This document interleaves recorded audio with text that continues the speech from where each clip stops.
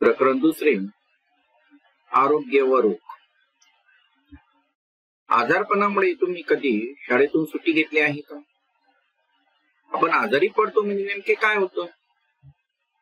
आजारी पडल्यानंतर कधी कधी औषधोपचार न घेताही आपणास काही काळानंतर बरे वाटायला लागते, तर कधी कधी डॉक्टरांकडे जाऊन औषधोपचार घ्यावा लागतो. असे का बरं होते?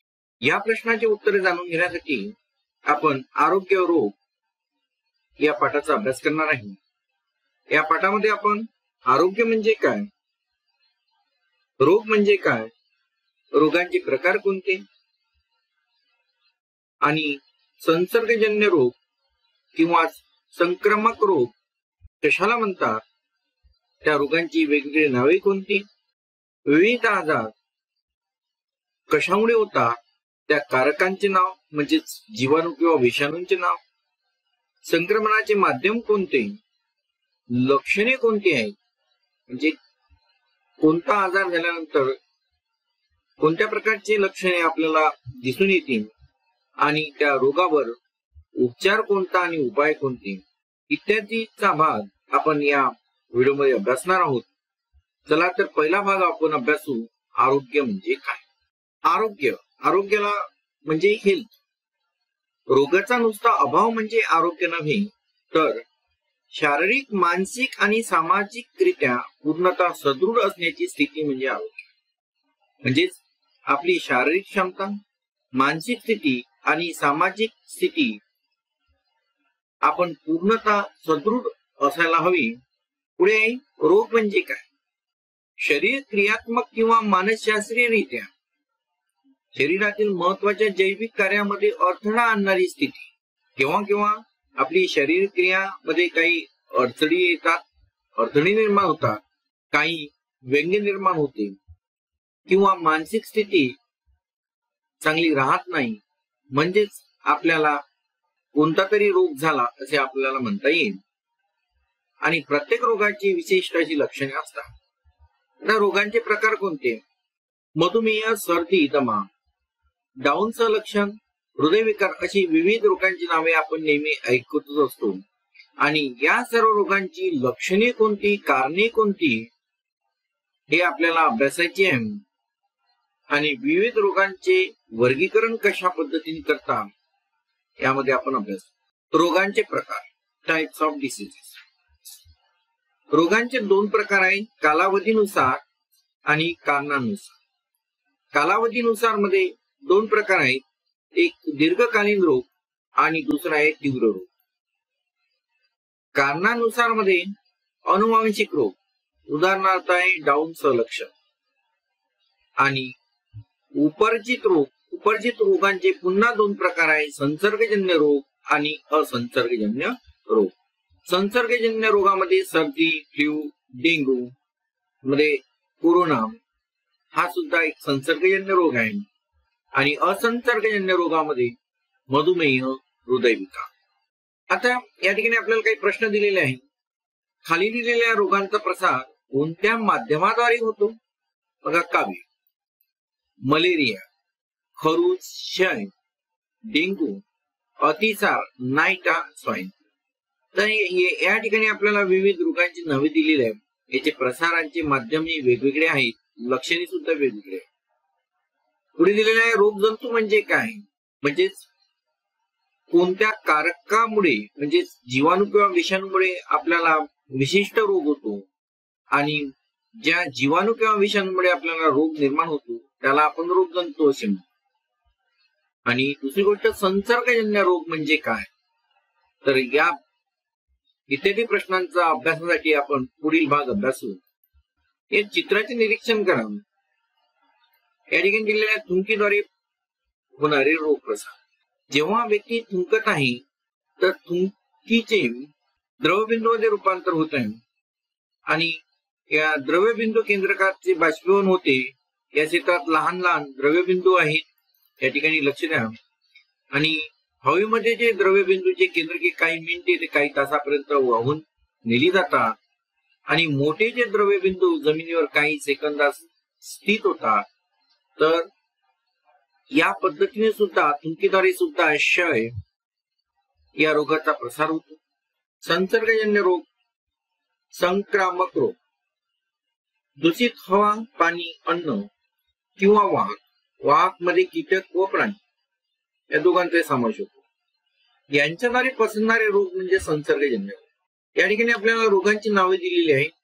कारक म्हणजे रोग जंतू, संक्रमणाचे माध्यम कोणते आहे, लक्षणे कोणती आहे आणि उपाय व उपचार इत्यादी घटक आपल्याला दिलेले आहेत. पहिला आपण भाग बघू. पहिला रोग आहे क्षय, ट्युबरक्युलोसिस. क्षय हा रोग जीवाणूमुळे होतो. या जीवाणूचं नाव आहे मायक्रोबॅक्टेरियम ट्युबरक्युलिन आणि संक्रमणाचे माध्यम कोणते, रोग्याच्या थुंकीतून. या अगोदरच्या चित्रामध्ये आपण अभ्यास केलेला आहे की जेव्हा एखादा व्यक्ती थुंकते तर द्रवबिंदूमध्ये रूपांतर होते. या द्रवबिंदूचे वेगवेगळे जे छोटे छोटे जे ड्रॉपलेट्स आहेत ते काही तासापर्यंत हवेमध्ये राहतात आणि त्यामधून रोग्यांच्या सान्निध्यात दीर्घकाळ असणे, रोग्याच्या वस्तू वापरणे हे संक्रमणाचे मुख्य माध्यम आहे. लक्षणे कोणती आहे क्षयरोगाची, तर क्षयरोगाची लक्षणे आहे दीर्घ मुदतीचा खोकला, रक्तातून दीर्घ मुदतीचा खोकला, थुंकीतून रक्त पडणे, वजन कमी होणे आणि श्वासोच्छ्वास प्रक्रियेत त्रास होणे हे रोगांची लक्षणे आहेत. क्षयरोगावर उपाय कोणते आणि उपचार कोणता, तर बीसीची लस जर टोचून घेतली आपण तर या क्षयरोगाला आपल्याला प्रतिबंध होतो. रुग्णास इतरांपासून वेगळे ठेवावे, नियमित औषध घ्यावे. डॉट्स हा एक पूर्ण उपचार आहे व तो नियमित आहे आणि सरकारी हॉस्पिटलमध्ये हा मोफत उपलब्ध आहे. दुसरा एक कावीळ, हेपेटिटिस. हा विषाणूजन्य आजार आहे. हा हेपेटिटिस ए, बी, सी, डी आणि ई असे याचे प्रकार आहेत. कावीळ हा पाणी, रुग्णासाठी वापरलेल्या सुया आणि रक्तपदार्थ यामुळे संक्रमण होते. लक्षणे कोणती कावीळची, तर भूक मंदावणे, गर्द पिवळे लघवी होणे, थकवा येणे, मळमळ होणे, उलटी आणि राखाडी विष्ठा हे कावीळ या रोगांची लक्षणे आहेत. आता यावर कावीळ या रोगावर उपचार कोणते आणि उपाय कोणते, तर पाणी उकळून आणि गाळून प्यावे. स्वच्छतागृहाचा वापर करण्यापूर्वी आणि नंतर हात साबणाने स्वच्छ धुवावे. तर हे त्यावरील मुख्य उपाय आणि उपचार आहेत. पुढे अतिसार, त्याला म्हणू आपण हगवण, डायरिया. जीवाणू आणि विषाणू या दोन्हीमुळे अतिसार आपल्याला होतो. सिलिका, बॅसिलस, अँटीअमिबा हिस्टोलिटिका हे या रोग जंतुकारकांची नावे आहेत. दूषित अन्न आणि पाणी हे महत्वाचे संक्रमणाचे माध्यम आहे. लक्षणे कोणती, तर पोटदुखी, पाण्यासारखे पातळ जुलाब ही लक्षणे आहेत. उपाय आणि उपचार, अन्न झाकून ठेवावे, पाणी उकळून व गाळून प्यावे आणि जलसंजीवनी ORS घ्यावे. पटकी, पटकी हा रोग जीवाणूजन्य आहे. विप्रियो कॉलरी या जीवाणूमुळे हा पटकी हा रोग होतो. दूषित अन्न आणि पाणी हे संक्रमणाचे मुख्य माध्यम आहे. लक्षणे कोणती, उलट्या होणे, तीव्र जुलाब, पोटदुखी, पायात फेटके येणे हे लक्षणे आहेत. आणि उपचार आणि उपाय कोणता, तर स्वतःची स्वच्छता राखावी, उघड्यावरील अन्नपदार्थ खाऊ नये, पाणी उकळून प्यावे, कॉलरा प्रतिबंधक लस टोचून घ्यावी. हे या पटकी या रोगावरील उपचार आणि उपाय आहेत. विषमज्वर, त्याला म्हणू आपण टायफॉइड. हा जीवाणूजन्य आजार आहे. साल्मोनेला टायफी या जीवाणूमुळे विषमज्वर होतो. मुख्य संक्रमणाचं कारण आहे दूषित अन्न आणि पाणी. लक्षणे कोणती आहे, तर भूक मंदावणे, पोटदुखी, मळमळ, पोटावर पुरळ येणे, अतिसार आणि 104 अंश फॅरेनहाइट पर्यंत ताप येणे. विषमज्वर यावरील उपाय आणि उपचार कोणते, तर स्वच्छ आणि निर्जंतुक पाणी प्यावे. लसीकरण करून घेणे यावरील एक मुख्य उपाय आहे. आणि सांडपाण्याची विल्हेवाट योग्य रीतीने करावी. त्याचे उपाय जर आपण केले तर अशा प्रकारचे जे आजार आहेत या आजाराला आपण बळी पडणार नाही. या आजारावर बऱ्याच प्रमाणात प्रतिबंध आपल्याला करता येईल। या व्हिडिओमध्ये आपण काही महत्वाचे संसर्गजन्य रोग अभ्यासणार आहोत। त्यामधला एक आहे डेंग्यू। हा संसर्गजन्य रोग पसरण्याचे कारणे आणि प्रतिबंधक उपाय। स्वाईन फ्लू संसर्ग होण्याची कारणे, प्रतिबंधक उपाय। एड्स त्यांची कारणे कोणती आणि त्यावर उपाय कोणते। रेबीज या रोगांची लक्षणे आणि उपाय हा भाग आपण अभ्यासणार आहोत। चला तर मग आपण सुरुवात करूया। शाळेमध्ये आपण स्वच्छ हात उपक्रम हा राबवला जातो। पावसाळ्यामध्ये पाणी उकळून का प्यावे आणि वैयक्तिक स्वच्छता कशी पाळावी या भागांचा आपण अभ्यास केलेला आहे। शाळेमध्ये आपण आपल्या सभोवतालचा कचरा साफ करतोय, टाक्यामधले पाणी टाकून देऊन शाळा कोरडी करतोय, आजूबाजूचा परिसर स्वच्छ आणि सुंदर बनवतो। पावसाळ्यामध्ये वेगवेगळ्या जीवाणूंचा आणि विषाणूंचा प्रादुर्भाव झालेला असतो। संक्रमणाची सर्वात जास्त शक्यता असते आणि पाण्यामार्फत सुद्धा विविध प्रकारचे रोग आपल्याला होतात, याचा भाग आपण अभ्यासलेला आहे। म्हणून पाण्यामधून आपल्याला संसर्ग होऊ नये म्हणून आपण पाणी उकळून पितो। आणि वैयक्तिक स्वच्छता, आपले नखे स्वच्छ असायला हवी, स्वच्छ आणि नीटके कपडे घालायला हवे आणि ह्या बाबी आपण नेहमी पाळतच असतो। डेंग्यू हा संसर्गजन्य रोग आहे। हा रोग साठवलेल्या पाण्यात डास अंडी घालतात आणि त्याच्या वाढीस पोषक वातावरण निर्माण होऊन त्यांची संख्या झपाट्याने वाढते। तर डासाच्या विविध प्रजाती आहेत आणि त्यामुळे वेगवेगळ्या प्रकारचे रोग पसरतात। त्यापैकी आहे एडिस इजिप्ती। तर एडिस इजिप्ती या प्रकारच्या डासामार्फत डेंग्यू हा संसर्गजन्य रोग पसरतो आणि हा जो आजार आहे हा फ्लेव्ही व्हायरस या प्रकारातील डेन 1-4 या विषाणूमुळे होतो। म्हणजे डेंग्यू हा रोग विषाणूजन्य आहे। याची लक्षणे कोणती आहेत तर यामध्ये तीव्र ताप, तीव्र डोकेदुखी, उलट्या होणे, सर्वात महत्वाचे म्हणजे डोळ्याच्या खोबणीत दुखणे, रक्तातील रक्तबिंबिका म्हणजे प्लेटलेट्स यांचे प्रमाण कमी होऊन शरीरांतर्गत रक्तस्राव होतो। एडिस इजिप्तीची उत्पत्ती कुठे कुठे होते बघा, या चित्रांचे निरीक्षण करा। या ठिकाणी आपल्याला दिसत आहे टायर मध्ये जे पावसाळ्यामध्ये पावसाची पाणी येते यामध्ये पाणी साठते आणि या ठिकाणी पाणी साठून होऊन डासाची उत्पत्ती होते। तर यासाठी आपल्याला कोणकोणते उपाय करायला हवे।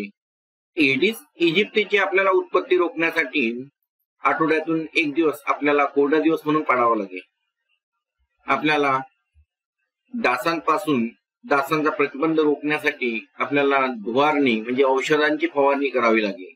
त्यानंतर गप्पी मासे जे पाणी साठलेले आहे किंवा डबके साचलेले त्यामध्ये गप्पी मासे सोडायचे आहे, त्यामुळे सुद्धा डासांची अंडे नष्ट होतात।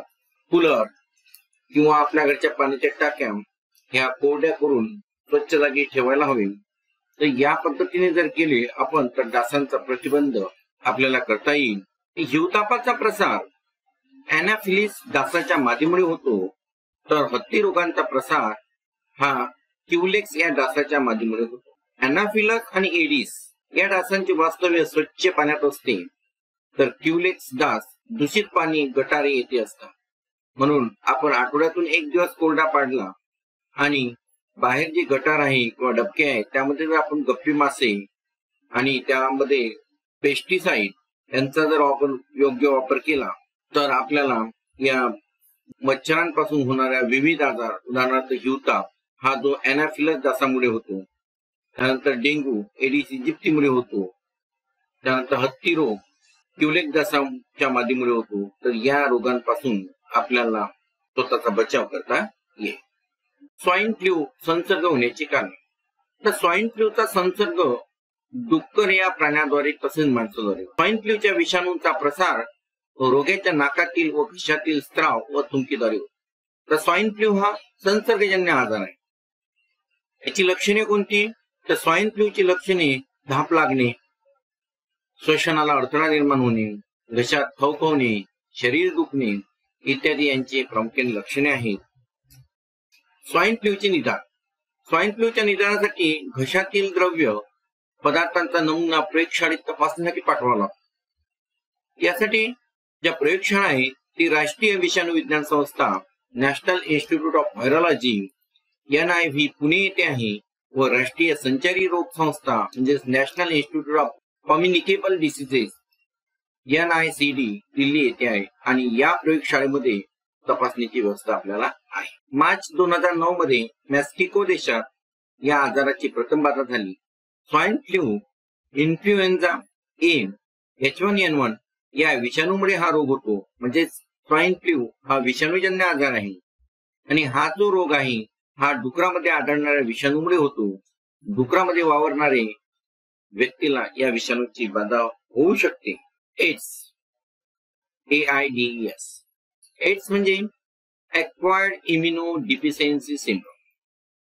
हा रोग HIV human immunodeficiency virus या विषाणूमुळे मानवाला होतो. म्हणजेच एड्स हा विषाणूजन्य रोग आहे. यामध्ये मानवाची नैसर्गिक रोगप्रतिकारक शक्ती हळूहळू कमी होते, म्हणजे दुर्बल होते आणि दुर्बल झाल्याने त्याला विविध रोगांची लागण होते. वैद्यकीय प्रयोगशाळेत केलेल्या चाचणीत निष्पन्न झाल्याशिवाय एड्सचे निदान करता येत नाही. त्याचे नेमके निदान करण्यासाठी एलिसा म्हणजेच ELISA ही चाचणी करावी लागते. ही रक्ताची चाचणी आहे आणि एड्सची लक्षणे व्यक्तिसापेक्ष भिन्न असतात. आपल्याला एक गोष्ट लक्षात घ्यायची आहे, HIV बाधित व्यक्तीला स्पर्श केल्याने किंवा सोबत जेवल्याने व HIV बाधित व्यक्तीची सेवा शुश्रूषा केल्याने एड्स होत नाही. HIV बाधित व्यक्तीसोबत सर्वसामान्य व्यवहार असावा. HIV विषाणू पहिल्यांदा आफ्रिकेतील एका खास प्रजातीच्या माकडामध्ये सापडला. नॅशनल एड्स कंट्रोल प्रोग्राम आणि UNAIDS यांच्यानुसार भारतात 80 ते 85% संसर्ग असुरक्षित विषम लैंगिक संबंधामधून पसरत असतो. प्राण्यामार्फत होणारा रोगप्रसार उंदीर, घुशी, पाळीव कुत्रे, मांजर, कबुतरे, भटके प्राणी इत्यादींचा मानवाच्या आरोग्यावर आणि पर्यावरणावर खूप मोठा परिणाम पडतो. रेबीज हा एक संसर्गजन्य रोग आहे. हा विषाणूमुळे रोग होतो. हा रोग संसर्ग झालेला कुत्रा, ससा, माकड, मांजर इत्यादी चावल्यावर होतो. या रोगाची विषाणू मज्जातंतू वाटे मेंदूत प्रवेश करता. जलद्वेष म्हणजे हायड्रोफोबिया हे या रोगांचे महत्वाचे लक्षण.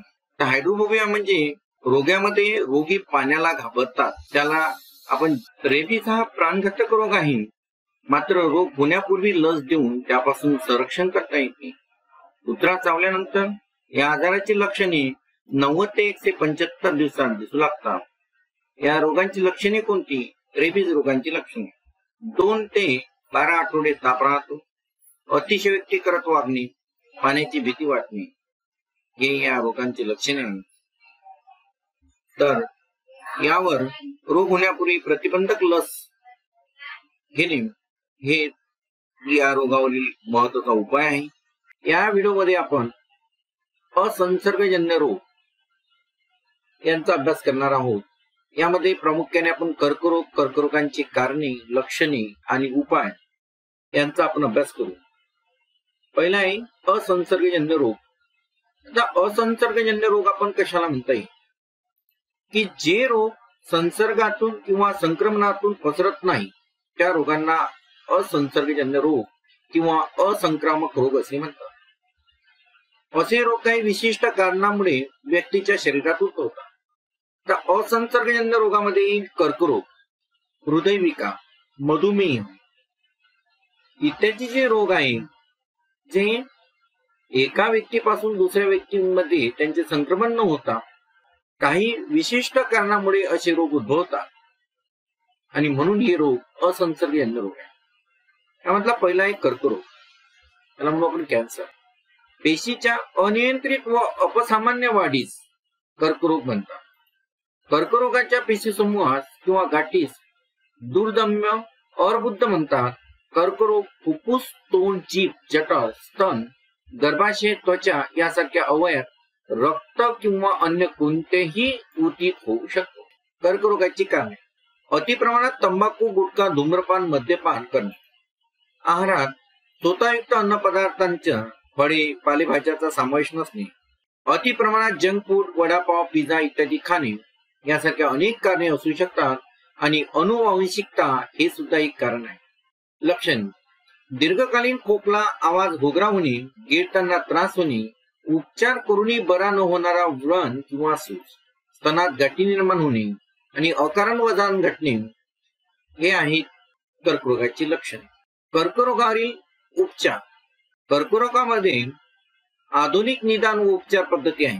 यामध्ये कर्करोगांचे निदान करण्यासाठी tissue diagnosis, CT scan, MRI scan, mammography, biopsy इत्यादी तंत्रांचा वापर करण्यात येतो. तर काही उपचारांमध्ये रसायनोपचार, किरणोपचार, शल्यचिकित्सा व या प्रचलित पद्धतीबरोबर रोबोटिक सर्जरी, लेप्रोस्कोपिक सर्जरी अशा विविध पद्धतीचा वापर केला जातो.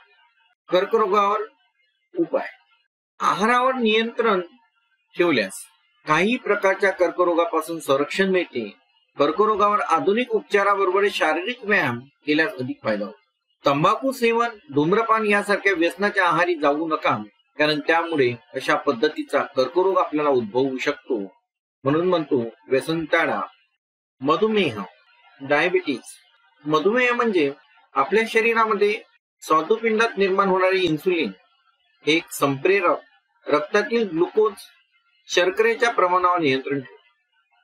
इन्सुलिनचे प्रमाण कमी झाल्यास शर्करेचे प्रमाण नियंत्रित होत नाही.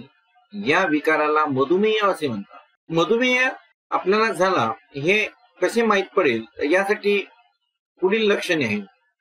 तर रात्री मूत्रविसर्जनास वारंवार जावे लागणे, वजन खूप वाढणे किंवा कमी होणे यासारखी लक्षणे आढळतात. मधुमेहाची कारणे.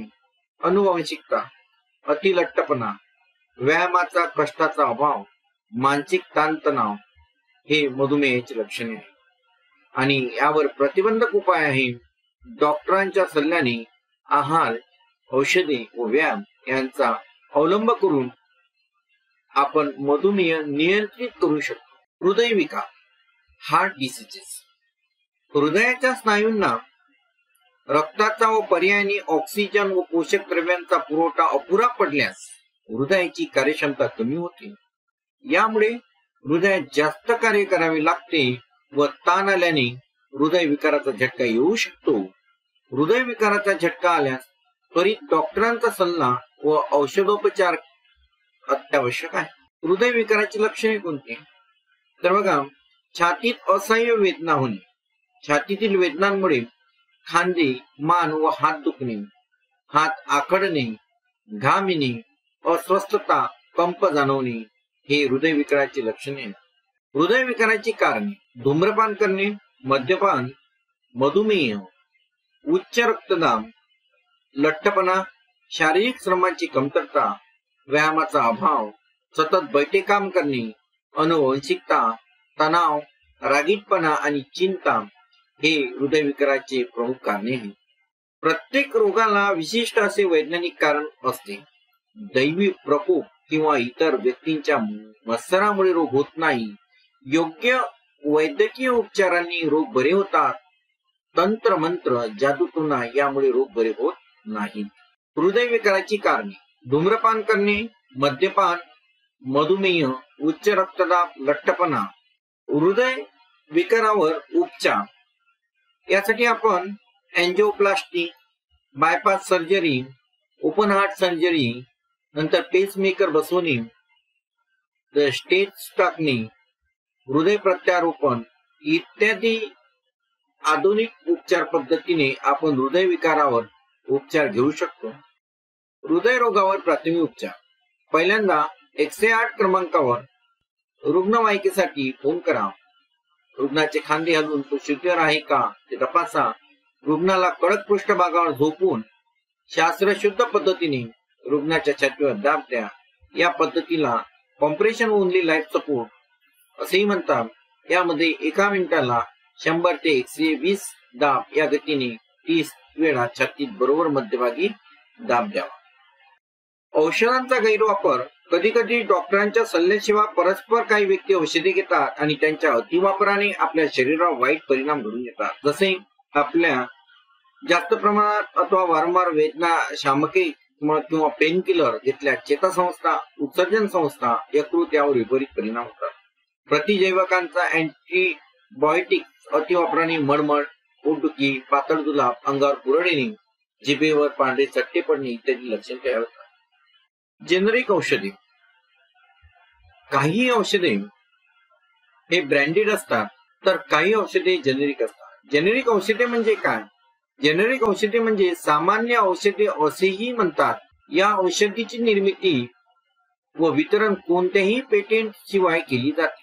ही ब्रँडेड औषधांच्या समकक्ष व त्याच दर्जाची असतात. जेनेरिक औषध तयार करताना त्या औषधीतील घटकांचे प्रमाण आणि त्या औषधांचा फॉर्म्युला तयार मिळत असल्याने संशोधनावरील खर्च वाचतो.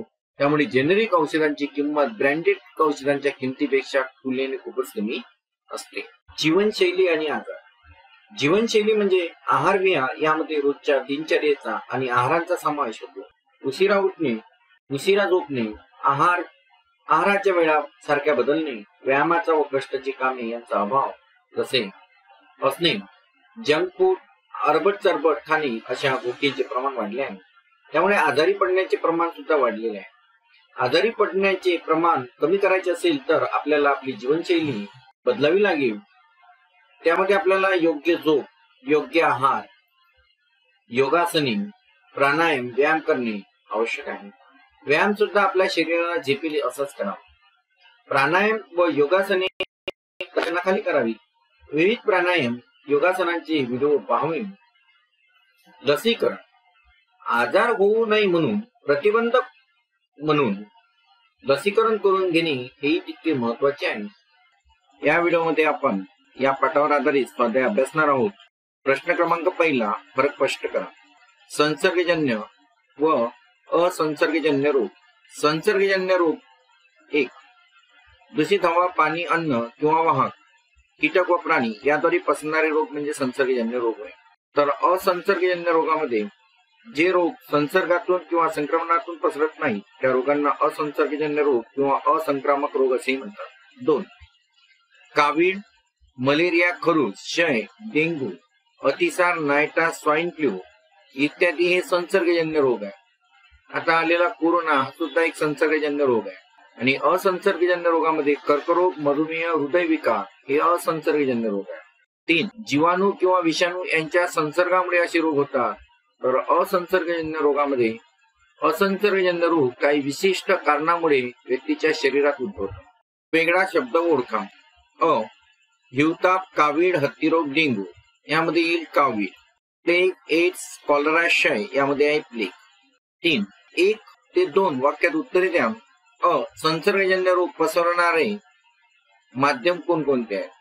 तर संसर्गजन्य रोग पसरणारे माध्यम आहे दूषित हवा, पाणी, अन्न किंवा वाहक. वाहकामध्ये कीटक किंवा प्राणी.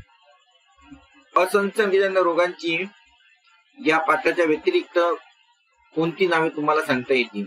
आता यामध्ये येते उच्च रक्तदाब, पक्षघात, प्राणीदंश, रस्त्यावरील अपघात, मानसिक रोग, अंधत्व, मोतीबिंदू, नेत्र बुबुळामुळे येणारे अंधत्व, काचबिंदू, दृष्टिदोष. ई. मधुमेह, हृदयविकार यांची मुख्य कारणे कोणती? मधुमेहाची कारणे: अनुवांशिकता, अतिलठ्ठपणा, व्यायामाचा कष्टाचा अभाव, मानसिक ताणतणाव. आणि हृदयविकाराची कारणे आहे धूम्रपान करणे, मद्यपान, मधुमेह, उच्च रक्तदाब, लठ्ठपणा, शारीरिक श्रमाची कमतरता, व्यायामाचा अभाव, सतत बैठे काम करणे, अनुवांशिकता, तणाव, रागीटपणा, चिंता. 4. तर काय साध्य होईल? तर काय टाळता येईल?